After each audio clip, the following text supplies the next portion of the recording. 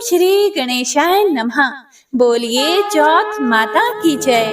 हे प्रिय भक्तों, आज भाद्रपद मास के कृष्ण पक्ष की चतुर्थी तिथि है।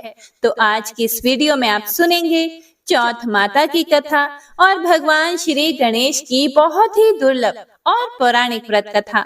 तो आइए पूरे भक्ति भाव से आज की इस पावन कथा का रसपान करते हैं। जय श्री गणेश। किसी गांव में एक बुढ़िया माई अपने बेटे के साथ रहती थी। वह बहुत गरीब थी। उनका बेटा जंगल से लकड़ी काट कर लाया करता था। उसी से उनका गुजारा होता था। बूढ़ी माँ धार्मिक प्रवृत्ति की औरत थी। वह नियम पूर्वक चौथ माता का व्रत किया करती थी। जब बूढ़ी माई का बेटा लकड़ी काट कर लाता तो बूढ़ी माई उन लकड़ियों में से कुछ लकड़ियां अलग रख देती थी और चौथ के दिन बेटे से छुपकर उन्हें बेचकर उन पैसों से सामान लेकर आती थी और 4 चूरमे के लड्डू बनाती थी। एक लड्डू अपने बेटे को देती, एक से पूजा करती, एक हथकार के लिए रखती और एक लड्डू पूजा के बाद खुद खाती थी। इस तरह वह चौथ माता की पूजा किया करती थी। एक दिन चौथ का दिन था। बूढ़ी माँ का बेटा अपनी पड़ोसन के पास गया तो उसने देखा कि पड़ोसन ने चूरमा बनाकर रखा है। तब उसने अपनी पड़ोसन से पूछा कि आज क्या त्योहार है जो आपने चूरमा बनाया है। तब पड़ोसन ने कहा कि मैंने तो आज ही चूरमा बनाया है। तुम्हारी माँ तो हर चौथ के दिन चूरमा बनाती है, क्या तुम्हें खाने के लिए नहीं देती? तब उस बूढ़ी माँ के बेटे ने कहा कि हाँ, मेरी माँ मुझे चूरमा का लड्डू देती है। तब पड़ोसन ने बूढ़ी माँ के बेटे को भड़काते हुए कहा कि तुम जो लकड़ियां लेकर आते हो उनमें से कुछ लकड़ियां तुम्हारी माँ छुपाकर बेच देती है और उन्हीं लकड़ियों को बेचकर जो पैसे मिलते हैं उन्हीं पैसों से जाकर तुम्हारी माँ चूरमा का सामान लाकर चूरमे के लड्डू बनाती है। बेटा वापस अपने घर आता है और अपनी माँ से पूछता है, माँ, मैं इतनी मेहनत से लकड़ी काट कर लाता हूँ और तुम चूरमा बना बनाकर खा जाती हो। माँ, अब बहुत हो गया, अब तो तुम मुझे छोड़ दो या फिर चौथ माता के व्रत करना छोड़ दो। तब बूढ़ी माँ ने कहा, बेटा, मैं तो यह व्रत तुम्हारे लिए ही करती हूँ। मैं तुम्हें छोड़ सकती हूँ लेकिन चौथ माता के व्रत को नहीं छोड़ सकती। बेटे ने कहा, तो ठीक है माँ, अब मैं इस घर में नहीं रह सकता। और बेटा घर छोड़कर जाने लगा। तब बूढ़ी माँ ने कहा कि हे पुत्र, तू जा तो रहा है लेकिन यह कुछ अनाज है जिससे मैंने चौथ माता की कहानी सुनी है। यह लेकर जा और जब भी तुम्हें संकट लगे तो चौथ माता का नाम लेकर कुछ दाने वहां डाल देना। बेटा मन में सोचता है कि यह सब झूठ है। उसको चौथ माता पर भरोसा नहीं था, लेकिन उसने अपनी माँ की बात मान ली और उसने वह अनाज के दाने रख लिए और वह घर से निकल गया। वह घर से थोड़ी ही दूर गया था। रास्ते में उसने देखा कि खून की नदी बह रही थी और कहीं से भी रास्ता नजर नहीं आ रहा था। उसने चौथ माता का नाम लिया और थोड़े से अनाज के दाने वहां डाल दिए और कहा कि हे चौथ माता, अगर आप सच्ची हैं तो यह रास्ता बन जाए। और इतने में ही नदी सूख गई और रास्ता साफ हो गया। वह आगे बढ़ा और जंगल में पहुंच गया। थोड़ी देर में रात हो गई और जंगल में जंगली जानवर बोलने लगे। उसे बहुत डर लगने लगा तो उसने फिर से चौथ माता का नाम लेकर वहां पर कुछ अनाज के दाने डाले और कहा कि हे चौथ माता, मुझे रास्ता दिखाओ वरना यह जानवर मुझे खा जाएंगे। इतने में ही बूढ़ी माँ के बेटे को रास्ता मिल गया। चलते चलते वह एक राजा के नगर में पहुंच गया। वहां का राजा हर महीने एक आदमी की बलि देता था।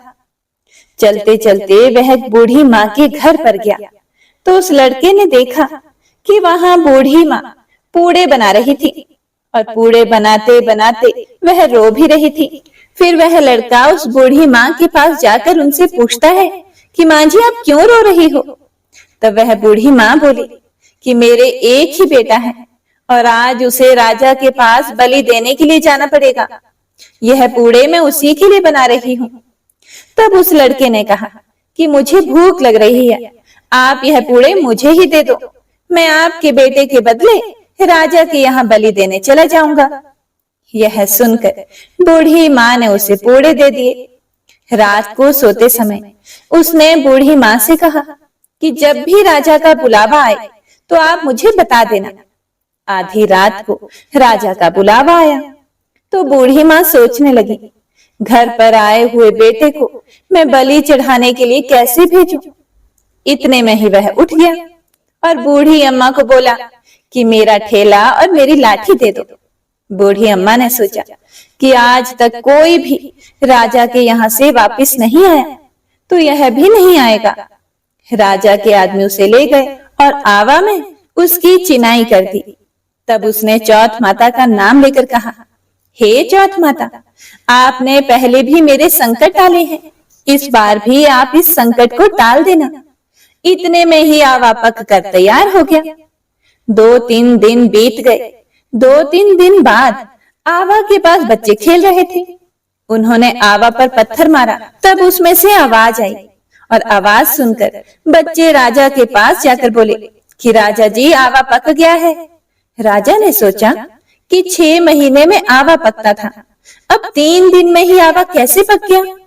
जब राजा के आदमी ने वहां जाकर देखा तो वहां पर सोने चांदी के कलश हो गए। जब वह उनको उतारने लगे तो अंदर से आवाज आई कि धीरे धीरे उतारना, अंदर मैं हूँ। राजा के आदमी बोले, इसमें तो कोई भी नहीं बोलता था, आज पहली बार कौन बोलने लगा है? कोई भूत बोलने लगा है क्या? जब राजा के आदमियों ने अंदर जाकर देखा तो अनाज उगा हुआ था। राजा के आदमी को बूढ़ी माँ के बेटे ने सारी बात बता दी। तब राजा के आदमी राजा के पास गए और राजा को सारी बातें बता दी। यह सुनकर राजा वहां पर आए और उस लड़के से पूछा कि तुम कौन हो और तुम बच कैसे गए? तब बूढ़ी माँ का बेटा बोला, मेरी माँ चौथ का व्रत करती है, मैं तो चौथ माता के प्रभाव से बच गया।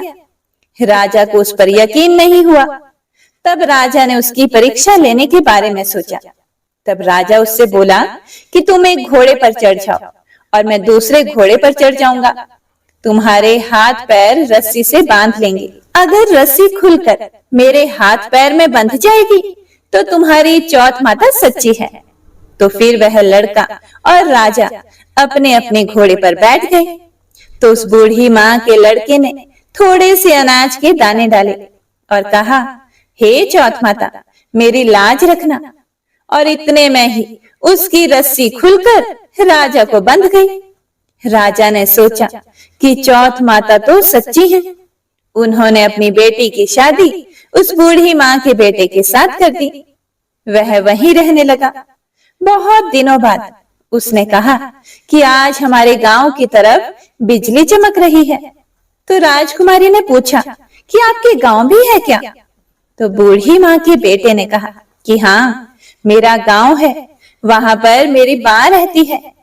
अब हम अपने गांव जाएंगे। राजा ने उन्हें बहुत सारा धन देकर विदा किया। दूसरी तरफ बूढ़ी माँ लकड़ियां तो काट नहीं पाती थी, इसीलिए वह गोबर के उपले बना बनाकर उन्हें बेच बेच कर अपना गुजारा करती थी। पड़ोसन ने उनके बहू बेटे को आता देखकर बूढ़ी माँ से कहा कि हे बूढ़ी माई, तेरे बेटे बहू आ रहे हैं और बहुत सारा धन लाए हैं। बूढ़ी माँ ने कहा, मेरे घर में बेटा कहाँ है? एक बेटा था जिसको तुमने सिखा बुझाकर घर से भेज दिया।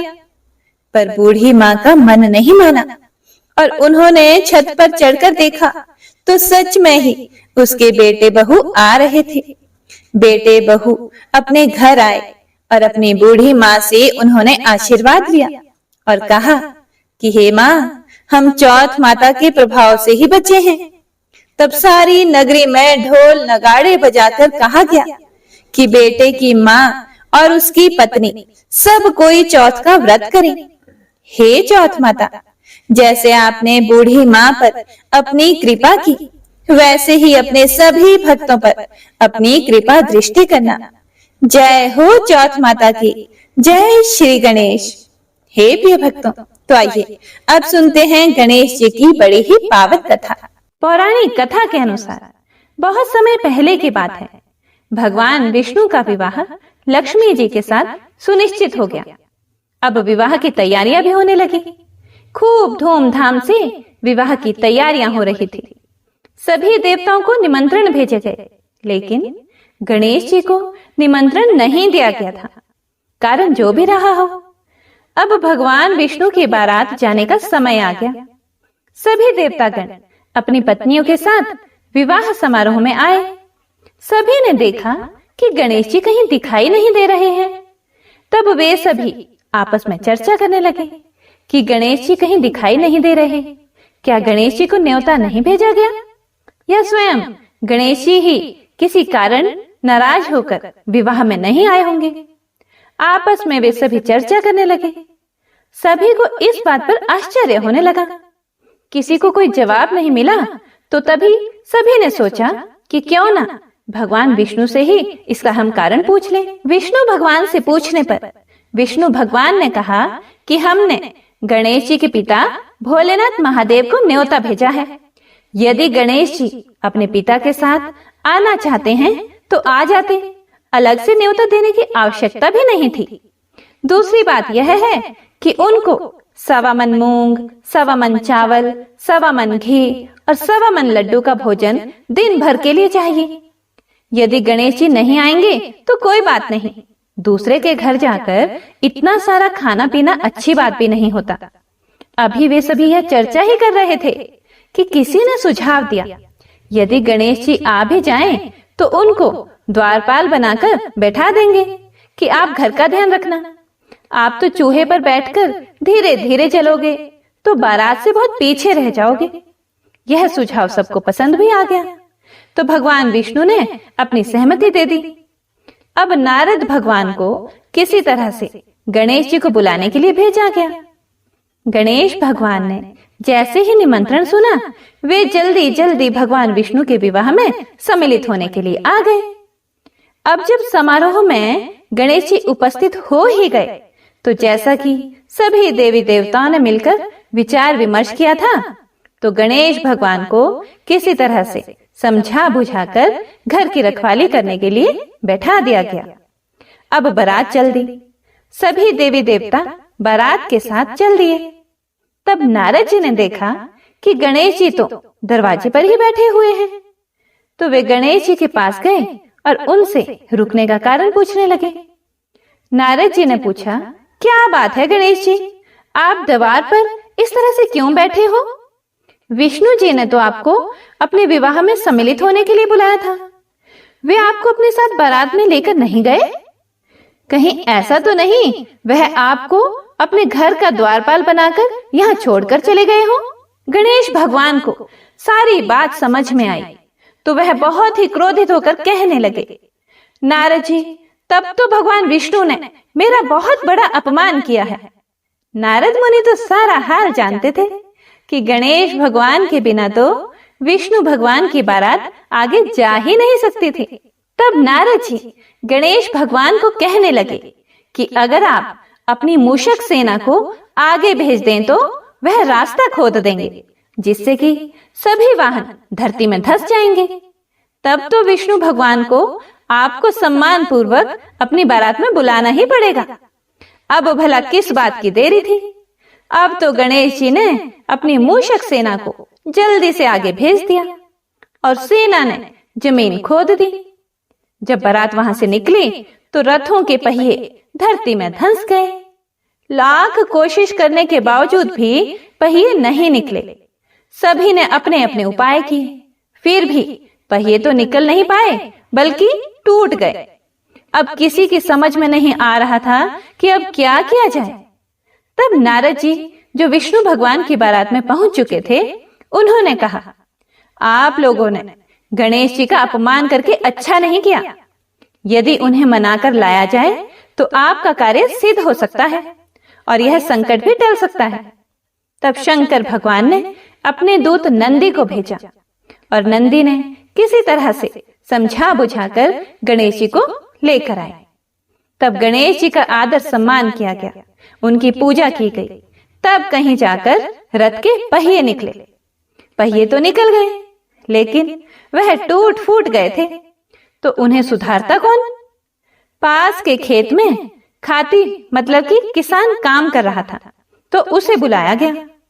खाती अपना कोई भी कार्य प्रारंभ करने से पहले ओम श्री गणेशाय नमः कहता था, गणेश जी की वंदना करता था।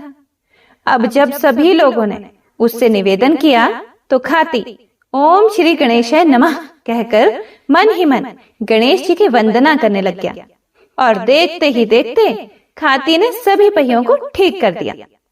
पहियों को ठीक करने के बाद तब खाती कहने लगा, हे देवतागण, आपने सर्वप्रथम गणेश जी को नहीं मनाया होगा और ना उनकी पूजा की होगी, इसीलिए आप सभी के ऊपर यह संकट आया है। हम लोग तो मूर्ख और अज्ञानी हैं, फिर भी हम लोग सबसे पहले गणेश जी की पूजा करते हैं, उनका ध्यान करते हैं। लेकिन आप लोग तो देवतागण हैं, फिर भी आप गणेश जी को कैसे भूल गए? अब आप लोग सबसे पहले गणेश जी का नाम लेकर जाएं, गणेश जी की जय बोलकर जाएं, तो आपके सारे काम बन जाएंगे और कोई भी संकट नहीं आएगा।